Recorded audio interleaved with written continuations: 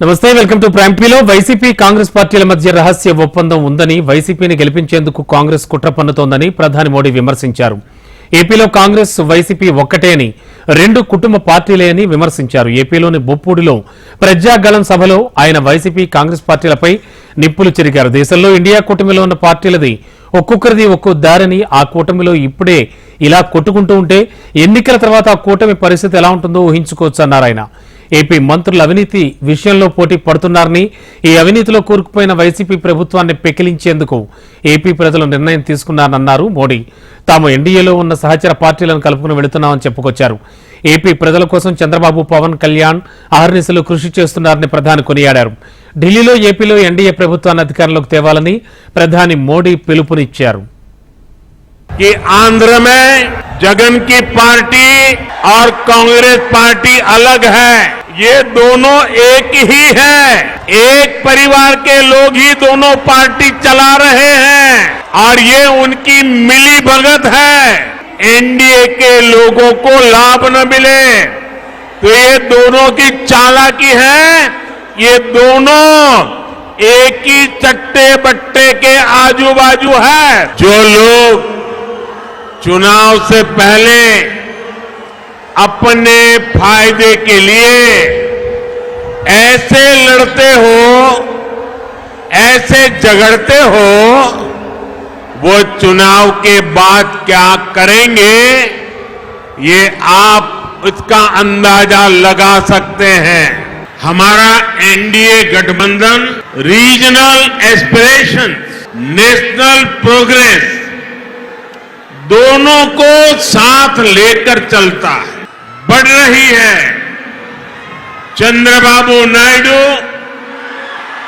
और पवन कल्याण दोनों लंबे समय से आप लोगों के हक के लिए, आंध्र के विकास के लिए दिन रात आपके लिए काम करते रहे हैं। गठबंधन के लोगों को यूज एंड थ्रो करना, यहां के लोग राज्य सरकार से इतना आक्रोशित है कि उसे हटाने का मन बना चुके हैं।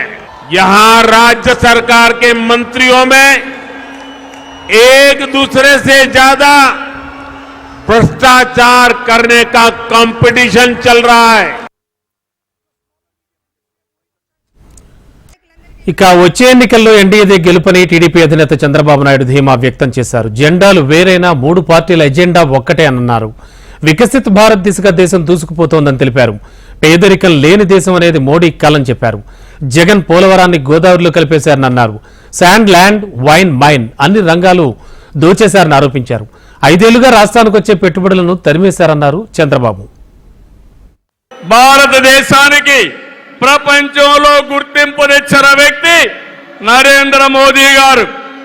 వికసిత్ భారత్ ద్వారా ప్రపంచంలోనే నెంబర్ 1 దేశంగా చేసే శక్తి, సామర్థ్యం ఒక్క నరేంద్ర మోదీ గారికే ఉందని మరొకసారి విజ్ఞప్తి చేస్తున్నా. అంతేకాదు, భారతీయులు మొత్తం ప్రపంచంలో ఒక శక్తివంతమైన జాతిగా తయారు చేయడం ఆయన ఆశయం. 3 ముక్కలాటతో అమరావతిని నాశనం చేసి భ్రష్టు పట్టించిన వ్యక్తి ఈ జగన్మోహన్ రెడ్డి. పోలవరం కేంద్ర సహకారంతో 72% పూర్తి చేసి ఈ ప్రభుత్వం పోలవరాన్ని గోదావరిలో కలిపేసే పరిస్థితికి వచ్చారు. ఈ విధంగా ఒక ప్రాజెక్టు కాదు, అన్ని ప్రాజెక్టులు నష్టపోయాం. సహజ వనరుని దోచేశారు. ల్యాండ్, శాండ్, వైన్, మైన్ అన్నిట్లో వేల కోట్ల రూపాయలు దోపిడీ చేశారు. జే బ్రాండ్లతో లిక్కర్ ఇచ్చి ప్రజల ప్రాణాలు పణంగా పెట్టి అతని ఆదాయం పెంచుకున్న దుర్మార్గుడు ఈ జగన్మోహన్ రెడ్డి. ఏపీలో జరగబోయే ఎన్నికల కురుక్షేత్రంలో ధర్మానిదే విజయం, పొత్తుదే గెలుపు, కూటమిదే పీఠం అని అన్నారు జనసేన అధినేత పవన్ కళ్యాణ్. 2014లో తిరుపతి వెంకన్న సాక్షిగా ఈ పొత్తు మొదలైందని గుర్తు చేసిన ఆయన 2024లో విజయవాడ కనకదుర్గమ్మ సాక్షిగా మరోసారి ఒక్కటయ్యామన్నారు. ఏపీలో దుష్టపాలన అంతం కాబోతోందని, రాష్ట్రంలో ఎన్డీఏ ప్రభుత్వాన్ని స్థాపిస్తున్నామని జోస్యం చెప్పారు పవన్. అభివృద్ధి రేఖ అప్పులతో నలిగిపోతున్న ఆంధ్ర ప్రజానికం, దాష్టికంతో దోపిడీతోటి నలుగుతున్న ఆంధ్ర ప్రజానికం, అవినీతి అప్రజాస్వామిక విధానాలతో కొట్టమిట్టాడుతున్న ఆంధ్ర ప్రజానికానికి మన ప్రియతమ గౌరవ ప్రధానమంత్రి శ్రీ మోదీ గారి రాక, ఈ ఎన్డీఏ పునర్కలయిక 5 కోట్ల మంది ప్రజలకి ఆనందాన్నిచ్చింది. దేశ ప్రజల ఆశీస్సులతో ముచ్చటగా 3వ ప్రధానమంత్రి అవ్వబోతూ హ్యాట్రిక్ కొట్టబోతున్న శ్రీ మోదీ గారికి ఆంధ్ర రాజ్య ప్రజల తరపు నుంచి, ఎన్డీఏ కూటమిలో భాగస్వామ్యమైన 3 పార్టీలు, భారతీయ జనతా పార్టీ, తెలుగుదేశం, జనసేన తరపు నుంచి శ్రీ నరేంద్ర మోదీ గారికి ఘన స్వాగతం పలుకుతూ హృదయపూర్వక నమస్కారాలు తెలియజేస్తున్నాను. 2014లో తిరుపతి బాలాజీ వెంకటేశ్వర స్వామి సాక్షిగా ఈ పొత్తు మొదలైంది. ఈ రోజున ఇక్కడ 2024లో బెజవాడ కనకదుర్గమ్మ సాక్షిగా ఈ పొత్తు వేరే రూపం తీసుకోబోతుంది. 2024లో దుర్గమ్మ తల్లి ఆశీస్సులతో మొదలు పెడుతున్నాం. అంతకు మించిన ఘన విజయం సాధిస్తున్నాం. ఎన్డీఏ ప్రభుత్వాన్ని స్థాపిస్తున్నాం. ఎవరు అడ్డు ఆపు లేరు, నేను ఏదైనా చేయగలను అనుకుంటున్నాడు. రావణాసురుడు కూడా ఒకటే అనుకున్నాడు. నా చుట్టూ బంగారంతో కట్టిన లంక ఉంది, వజ్రాలతో వైడూర్యాలతో ఉన్న పుష్పక విమానం ఉంది, ధీరులు సూరులు మంది మార్బలం ఉన్నారు అనుకున్నాడు. నన్నేం చేయగలడు అనుకున్నాడు. నార చీర కట్టుకొని నేల మీద నిలబడి శ్రీరాముడు బాణంతో చంపేశాడు. ఇక్కడ జరగబోయే ఎన్నికల కురుక్షేత్రం, ఈ యుద్ధం ఫలితం ధర్మందే విజయం, పొత్తుదే గెలుపు, కూటమిదే పీఠం.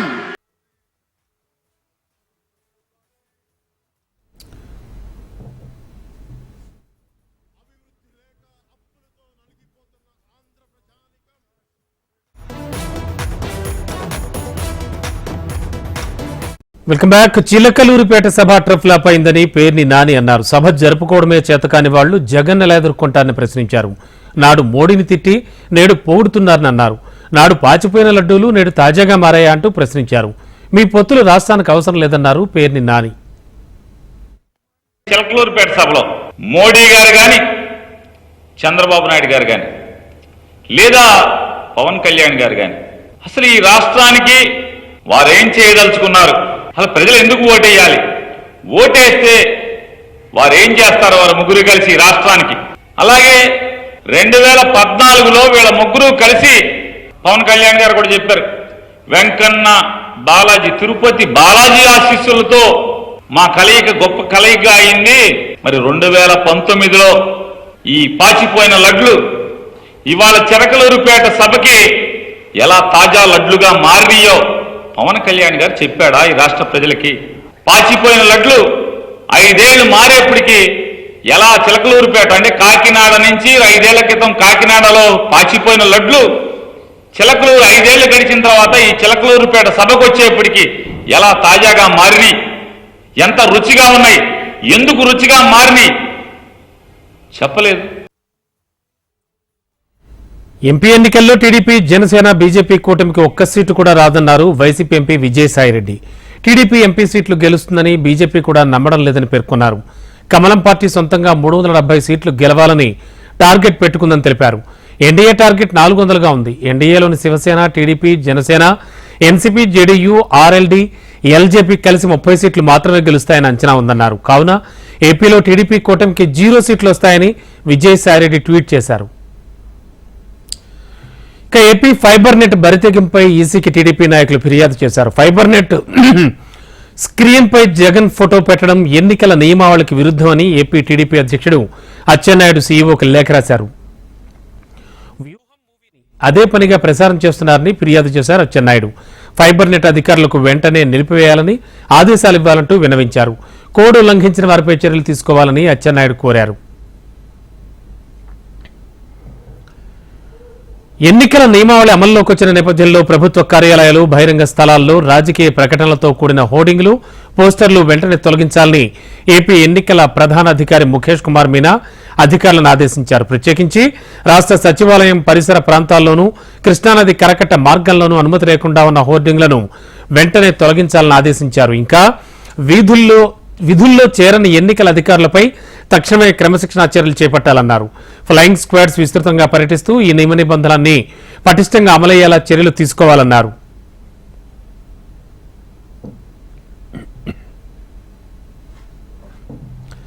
ప్రతిపక్షాలకు సీఎం రేవంత్ మాస్ వార్నింగ్ ఇచ్చారు. ఎన్నికల షెడ్యూల్ వచ్చింది, ఇక తన రాజకీయం చూపిస్తా అన్నారు. ప్రభుత్వాన్ని పడగొడతామంటే కఠిన నిర్ణయాలు తీసుకుంటానని, తన వ్యూహాలు తనకున్నాయని హెచ్చరించారు. బీఆర్ఎస్, బీజేపీ కుట్రలు పన్నుతున్నారని సీఎం రేవంత్ రెడ్డి ఆరోపించారు. మీట్ ద ప్రెస్ కార్యక్రమంలో పాల్గొన్న సీఎం ప్రభుత్వాన్ని పడగొడతానన్న దేనికి సంకేతం అంటూ ప్రశ్నించారు. పరిపాలనంతా ఎన్నికల అధికారుల చేతుల్లో ఉందని, తన దగ్గర పరిమితమైన పరిస్థితి ఉందన్నారు. అక్రమాలకు పాల్పడ్డ వారిని వదిలిపెట్టబోమని మరోసారి రేవంత్ రెడ్డి స్పష్టం చేశారు. బీఆర్ఎస్ వాళ్ళు, బీజేపీ వాళ్ళు మీ ప్రభుత్వాన్ని పడగొడతాం అని చెప్పి వాళ్ళు కుట్రలు చేస్తున్నారు. కుట్రల్ని తిప్పికొట్టాలంటే మేము కొన్ని కఠినమైన నిర్ణయాలు తీసుకోవాల్సిన పరిస్థితి వచ్చింది. ప్రజలెన్నుకున్న ప్రభుత్వాన్ని పారదర్శకంగా పనిచేయడాన్ని అవకాశం ఇవ్వకుండా కేసీఆర్ నుంచి మొదలు పెడితే కడియం శ్రీహర్ గారు లాంటి వాళ్ళు కూడా ఈ ప్రభుత్వం 3 నెలలే ఉండదని, డాక్టర్ లక్ష్మణ్ గారు కూడా ఈ ప్రభుత్వము ఎన్నికలు అయిపోయిన ఎంబడే మా ఆపరేషన్ మొదలు పెడతామని, ఇది దేనికి సంకేతము? ఈ 100 రోజుల్లో ఎక్కడైనా ఏదైనా ఫిరాయింపులకు కానీ లేకపోతే రాజకీయంగా వేరే రకమైన ప్రయత్నం మేము ఎక్కడైనా చేసినామా? ఎన్నికల వేళ బీఆర్ఎస్ కు మరో బిగ్ షాక్ తగిలింది. ఆ పార్టీ మరో సిట్టింగ్ ఎంపీ రంజిత్ రెడ్డి రాజీనామా చేశారు. ఈ మేరకు తన రాజీనామా లేఖను ఆ పార్టీ అధినేత కేసీఆర్ పంపించారు. అనంతరం తన రాజీనామా విషయాన్ని ప్రజలకు సోషల్ మీడియా వేదికగా తెలియజేశారు. ప్రస్తుత రాజకీయ పరిణామాల నేపథ్యంలో బీఆర్ఎస్ కు రాజీనామా చేస్తున్నానని, ఇంతకాలం తనకు పార్టీలో సహకరించిన అందరికీ ధన్యవాదాలు తెలిపారు.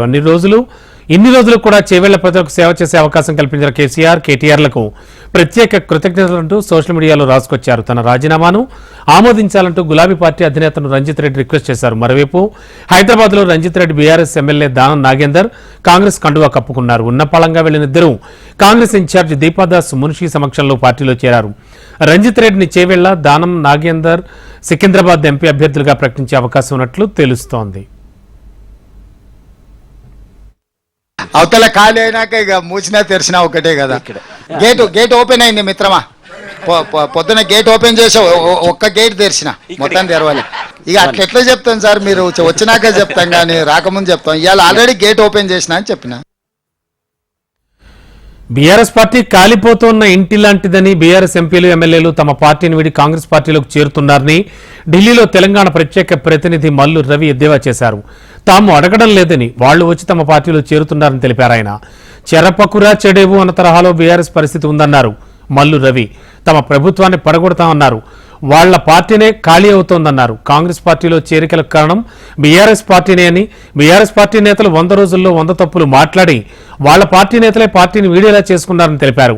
బీజేపీ, బీఆర్ఎస్ మధ్య రహస్య ఒప్పందం ఉందని, అందుకే ఎమ్మెల్సీ కవిత అరెస్ట్ అయిందని అన్నారు. బీఆర్ఎస్ పార్టీకి లోక్సభకు పోటీ చేయడానికి అభ్యర్థులు కూడా లేరని, పార్టీలో చేరడానికి, పోటీ చేయడానికి కూడా నేతలు లేరని రవి ఎద్దేవా చేశారు. తాము గెలవకపోయినా పర్వాలేదు, కానీ కాంగ్రెస్ గెలవద్దని కవిత అరెస్ట్తో రాజకీయ డ్రామా ఆడుతున్నారని అన్నారు. మిమ్మల్ని పడగొడతాం అంటే ఎవరు ఎందుకు పడగొడతారంటే మా దగ్గర 64+1 65 మంది ఎమ్మెల్యేలు ఉన్నారు. మా దగ్గర 39+8+10 ఆ బీజేపీ ఇవన్నీ కలుపుకొని మీ దగ్గర నుంచి కొంతమందిని తీసుకుంటాం, మిమ్మల్ని భయపెడతామంటే చెడపకురా చెడుగారు అంటే ఇప్పుడు జరిగిందంతా అదే. ఇప్పుడు అందరూ ఏమవుతుంది, ఆ బీఆర్ఎస్ పార్టీ మమ్మల్ని పడగొడతానని చెప్తే అక్కడున్న ఎంపీలు, ఎమ్మెల్యేలు ఇప్పుడు ఎవరు ఢిల్లీలోని ఈడీ ఆఫీసులో ఎమ్మెల్సీ కవితను కేటీఆర్, హరీష్ రావు కలిశారు. న్యాయవాది సమక్షంలో కుటుంబ సభ్యులు కలిసేందుకు ఈడీ అధికారులు అవకాశం కల్పించారు. ఈడీ మాట ఇచ్చి తప్పి అరెస్ట్ చేసిందని, అరెస్ట్ అక్రమమని సుప్రీంకోర్టులో రేపు పిటిషన్ దాఖలు చేయనున్నారు. ఇప్పటికే కవిత తరపు న్యాయవాది మోహిత్ రావు ఛాలెంజ్ పిటిషన్ దాఖలు చేశారు. ఈ పిటిషన్ 19 విచారణకు రానుంది. ఢిల్లీ లిక్కర్ స్కామ్లో కవితను నిన్న ఈడీ అరెస్ట్ చేసింది. రౌజ్ రెవెన్యూ కోర్టు కవితకు 7 రోజుల పాటు కస్టడీకి అనుమతినిచ్చింది. ఎస్సీ వర్గీకరణ ప్రధాని మోడీతోనే సాధ్యమన్నారు వర్ధనపేట మాజీ ఎమ్మెల్యే ఆరూరి రమేష్. కేంద్ర మంత్రి తెలంగాణ బీజేపీ చీఫ్ కిషన్ రెడ్డి సమక్షంలో ఆయన బీజేపీ కండువా కప్పుకున్నారు. అవినీతి లేని పాలన కోసం బీజేపీ కార్యకర్తగా పనిచేస్తానని ఆరూరి రమేష్ అన్నారు. వరంగల్ బీజేపీ ఎంపీ స్థానం నుండి ఆరూరి రమేష్ బరిలో ఉండనున్నట్లుగా సమాచారం. ఉన్నత స్థానంలో ఉంచిన మోడీ గారి నాయకత్వంలో మరి బీజేపీలో చేరాలి అని, ఈ భారతదేశాన్ని అన్ని విధాలుగా అభివృద్ధి చేసి 25 కోట్ల ప్రజలకు, అట్టడుగు ప్రజలకు మరి ఈరోజు అన్ని విధాలుగా సహాయ సహకారాలు అందించి అనేక సంవత్సరాల రామ మందిరాన్ని నిర్మించి మరి ఈ భారతదేశంలో అన్ని వర్గాల అభివృద్ధితో పాటు ముఖ్యంగా ఈరోజు నా జాతి కోసం ఈరోజు ఏబిసిడి వర్గీకరణ ఏదైతే ఉందో 30 సంవత్సరాల పోరాటం మరి ఈరోజు అందుబాటులోకి వస్తున్న కల్వకుంట్ల కవిత అరెస్టుపై కేంద్ర మంత్రి కిషన్ రెడ్డి స్పందించారు. ఆమె అరెస్టుకు బీజేపీకి ఎలాంటి సంబంధం లేదన్నారు. లిక్కర్ స్కామ్లో ఎలాంటి కక్ష సాధింపు లేదన్న కిషన్ రెడ్డి ఢిల్లీ లిక్కర్ స్కామ్లో కవితపై వచ్చిందని తెలిపారు. అవినీతి చేస్తే దర్యాప్తు సంస్థలు వదిలిపెట్టమని, అందుకే కవితను అరెస్ట్ చేశారని అన్నారు. ఎవరు అవినీతి చేసినా వదిలిపెట్టమని కిషన్ రెడ్డి హెచ్చరించారు. కేసీఆర్ కుటుంబ సభ్యురాలు కవిత గారు ఢిల్లీలో ఈరోజు ఈడీ ముందు, దర్యాప్తు ముందు నిలబడింది. ఈ కేసు ఢిల్లీ రాష్ట్ర ప్రభుత్వానికి సంబంధించినటువంటి కేసు. ఈ కేసు ఢిల్లీ రాష్ట్రానికి సంబంధించినటువంటి కేసు. ఈ కేసుకు తెలంగాణకు ఏ రకమైనటువంటి సంబంధం లేదు, రాజకీయాలకు అసలే సంబంధం లేదు. ఏమైనా తెలంగాణ ప్రజలకు మేలు చేయడం కోసం ఢిల్లీలో బీరు బ్రాండ్ వ్యాపారం చేయడం కోసం వెళ్ళారా? కేసీఆర్ కుటుంబ సభ్యులు చెప్పారు. తెలంగాణకు మేలు చేయడానికో, తెలంగాణ ప్రజలకు మేలు చేయడం కోసం వెళ్ళారా? ప్రజాస్వామ్యాన్ని మర్చిపోయి ప్రజలిచ్చిన అధికారాన్ని అడ్డం పెట్టుకుని ప్రజల మీద దౌర్జన్యం చేసిన గత పాలకులకు ఏ గతి పట్టిందో ఇప్పటి పాలకులకు అదే గతి పడుతుందని మల్కాజ్గిరి బీజేపీ ఎంపీ అభ్యర్థి ఈటెల రాజేందర్ అన్నారు. నాచారం డివిజన్లో కాలనీ సంఘాలు ఏర్పాటు చేసిన ఆత్మీయ సమ్మేళనంలో పాల్గొన్న ఈటెల రాజేందర్ సీఎం రేవంత్ రెడ్డిపై మండిపడ్డారు. గత ప్రభుత్వం చేసిన ఫోన్ ట్యాపింగ్ ను కాంగ్రెస్ ప్రభుత్వం కూడా రాజకీయ నాయకుల ఫోన్లు ట్యాపింగ్ చేస్తోందని అనుమానం వ్యక్తం చేశారు. కాంగ్రెస్ అధిష్టానం మెప్పు పొందడానికి నిధులు పంపించేందుకు ఇక్కడి బిల్డర్లు, వ్యాపారవేత్తలను సీఎం రేవంత్ రెడ్డి బెదిరింపులకు గురిచేస్తున్నారని ఈటెల ఆరోపించారు. ప్రజలన్నీ గమనిస్తున్నారని అన్నారు ఆయన.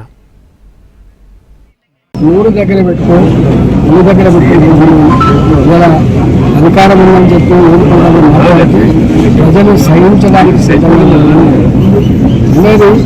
ఆ మధ్యకాలంలో కేసీఆర్ ఫోన్ ట్యాపింగ్స్, రాజకీయ నాయకుల పార్టీల వాళ్ళ ఫోన్ ట్యాపింగ్ మీద బాగా మాట్లాడి ఇవాళ ఫోన్ ట్యాపింగ్స్ మళ్ళీ ఫోన్ ట్యాపింగ్ చేస్తున్నట్టు నాకు తెలుస్తాను. ఈ ప్రజాస్వామ్యాన్ని మర్చిపోయి ప్రజలిచ్చిన అధికారాన్ని రాష్ట్ర మాజీ ముఖ్యమంత్రి కేసీఆర్ ఇంటికి కూడా తాగునీటి కష్టాలు తప్పడం లేదు. హైదరాబాద్ నందీనగర్లోని కేసీఆర్ నివాసంలో నీటి సమస్య ఉండడంతో స్థానిక MLA Maganti Gopinath water tank తెప్పించారు.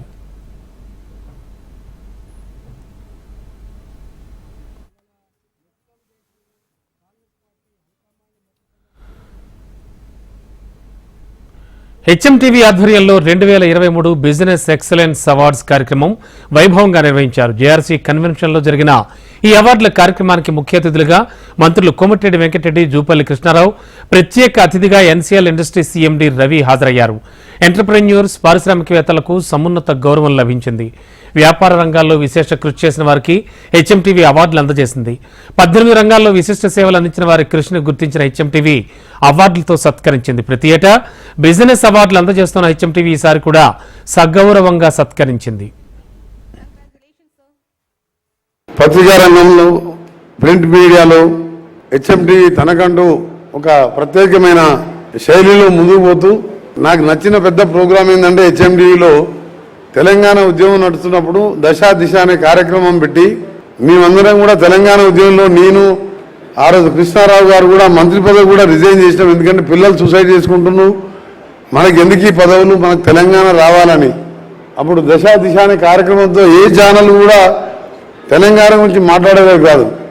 మీరు ఇచ్చే ఈరోజు ఎక్సలెన్సీ, బిజినెస్ ఎక్సలెన్సీ అవార్డుని ఎంకరేజ్ చేయాలని వీళ్ళు ఎప్పుడు బ్రేకింగ్ న్యూస్ అయితే హెచ్ఎంటీవీ వారు. మొదటగా ఈ అవార్డ్స్ అందుకున్నటువంటి ప్రతి బిజినెస్ పర్సన్కు, పారిశ్రామికులందరూ కూడా ప్రత్యేకంగా అభినందిస్తా ఉన్నాను. I congratulate you all. And also, I wish that all the business people or the industries or all categories, and you should become our ambassadors in promotion of what you call in tourism and also internationally.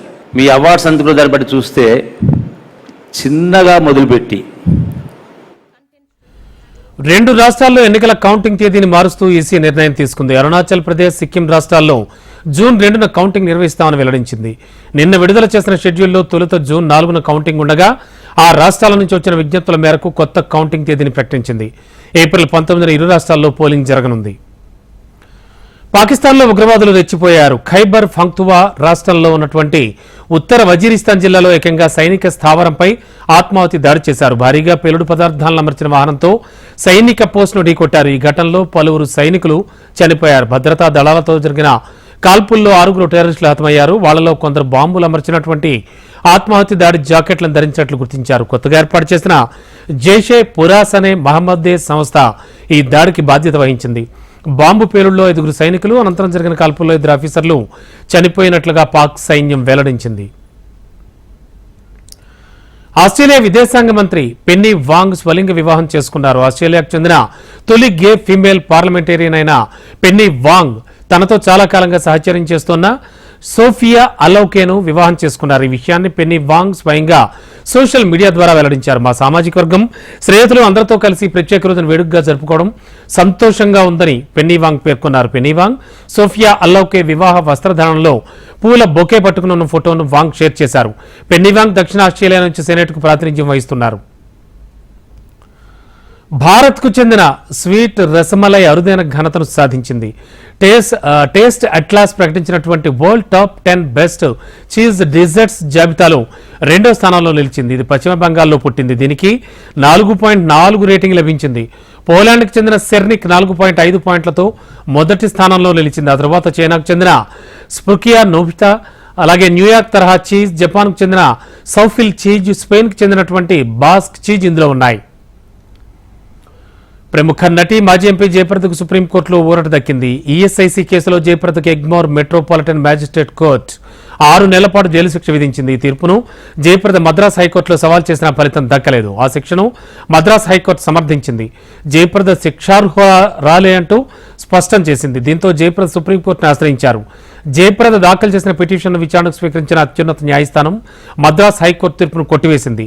Theatre ఉద్యోగులకు Jayaprada ESIC కింద 8,17,794 చెల్లించాల్సి ఉండగా జయప్రద నిబంధనల ఉల్లంఘనలకు పాల్పడ్డట్టుగా theatre కార్మికులు ఫిర్యాదు చేశారు. దీంతో జయప్రద పైన, ఆమె సోదరుడు రాజబాబు, బిజినెస్ పార్ట్నర్ రామ్ కుమార్ పైన కేసు నమోదైంది. ఈ కేసులోనే ఎగ్మోర్ మెట్రోపాలిటన్ కోర్టు 6 నెలలు శిక్ష విధించింది. చీలమండపై గాయంతో వరల్డ్ కప్ 2023 నుంచి వైదొలగడంపై టీమిండియా ఆల్రౌండర్ హార్దిక్ పాండ్యా కీలక వ్యాఖ్యలు చేశారు. తాను 5 రోజుల తర్వాత తిరిగి వస్తానని మేనేజ్మెంట్కు చెప్పానన్నారు. కానీ చీలమండపై 3 చోట్ల ఇంజెక్షన్ ఇచ్చారని, అక్కడ రక్తం కూడా తీశారన్నారు. తాను నడవలేని పరిస్థితుల్లో ఉన్నప్పటికీ మ్యాచ్ ఆడేందుకు 10 రోజుల పాటు పెయిన్ కిల్లర్స్ తీసుకున్నానని పేర్కొన్నారు. పూర్తిగా కోలుకునేందుకు 3 నెలల సమయం పట్టిందని హార్దిక్ పాండ్యా చెప్పారు. ఐపీఎల్ 2024కు ముందు ముంబై ఇండియన్స్ ఊహించని షాక్ తగిలింది. జట్టు star pacer Sri Lanka fast bowler Dilshan Madushanka గాయం కారణంగా ఈ ఏడాది సీజన్ ఫస్ట్ హాఫ్ కు దూరమయ్యే ఛాన్స్ ఉంది. మధుశంక ప్రస్తుతం తొడ కండరాల గాయంతో బాధపడుతూ ఉన్నాడు. చటోగ్రామ్ వేదికగా బంగ్లాదేశ్తో జరిగిన 2వ వన్డేలో గాయపడ్డ మధుశంక ఆట మధ్యలోనే మైదానాన్ని వీడాడు. ఐపీఎల్ 2024లో మధుశంకర్ ముంబై ఇండియన్స్ 4,60,00,000 ధరకు కొనుగోలు చేసింది. భారత్ వేదికగా జరిగిన వన్డే వరల్డ్ కప్ 2023లో మధుశంక్ అద్భుతమైన ప్రదర్శన కనబరచడంతో ముంబై ఫ్రాంచైజీ అతన్ని తమ జట్టులోకి తీసుకుంది. ఇవి బులెటిన్ విశేషాలు చూస్తూనే ఉండండి. హెచ్ఎం టీవీ, వార్త ఆగదు, నిజం దాగదు.